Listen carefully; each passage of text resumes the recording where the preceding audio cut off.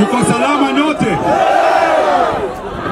Basi leo nimeshukuru sana kualikwa na gavana wetu kuja hapa kama mwananchi wa Garissa, sio DPP. Mimi ni mwananchi wa Garissa. Mimi sitazungumza siasa, mambo yangu ni mambo ya sheria. Na nitazungumza mambo ya sheria. Kwanza, kama sisi wa Kenya tutafuata sheria ya nchi na constitution ya Kenya, si ndio? Na ndio kwa ajili leo tuko hapa kumwapisha gavana wetu, si ndio? Kwa ajili tunafuata sheria. Ndio kwa ajili tumekuwa na watu wa kutoka judiciary na watu wa sheria. Lakini mimi nataka kusema kitu kimoja. Nimesikia gavana akisema yeye hana ubaya na watu. Hata mimi sina ubaya na watu. Lakini wale ambao wameiba rasilimali ya Garissa, ninawaambia lazima mtarudisha hiyo pesa. Hiyo pesa mmeiba ni haki ya Garissa. Na kama gavana hata wafuata, mimi nitawafuata. Na mtarudisha hiyo pesa. Mimi ninawapatia notice. Hiyo audit itakayofanywa, wale walioiba warudishe pesa mapema.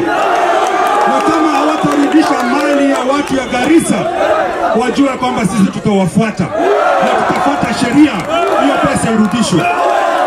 Haiwezekani ya kwamba milioni 400 ya wafanyikazi ya Garissa ya county haiko kwa KRA, imechukuliwa. Na NSSF na mambo ya NHIF pesa zimevujwa. Hiyo hatutakubali. Na gavana ujue, wewe usifanye, mimi nitafanya. Na pesa yetu lazima itarudi. Na hiyo sio mambo ya ukabila. Hizo pesa zilizoibwa ni pesa yetu sisi, ya Audha, ya Samawadal, ya Sinwak, ya Aulian, ya Ausha. Ni pesa yetu sisi sote ambayo imeiba. Lazima itarudishwa. Na mimi ni hiyo ndio kwa ajili nimekuja hapa. Na pesa ambazo pia za Kenya ambazo zimeibwa, basi watu wakuwe tayari kuzirudisha kwa mtu yoyote ambaye atakuwa rais. Kwa hayo machache, mimi nataka kumwambia pia gavana, umepewa hiyo fursa ya pili, uitumie vizuri kutumikia watu ya Garissa. Na uache, ukiondoka baada ya miaka 5, uache Garissa ambayo iko na nguvu ile iliyokuwa zamani, sio hii ambayo imeharibika leo tumepewa. Kwa hayo machache, ninawashukuru watu wa Garissa. Shukran sana, na inshallah hii kura mliopiga, mmepiga kusema ya kwamba hamutaki uzembe na hamutaki corruption, si ndio? Na hiyo corruption itasimama leo inshallah. Shukran.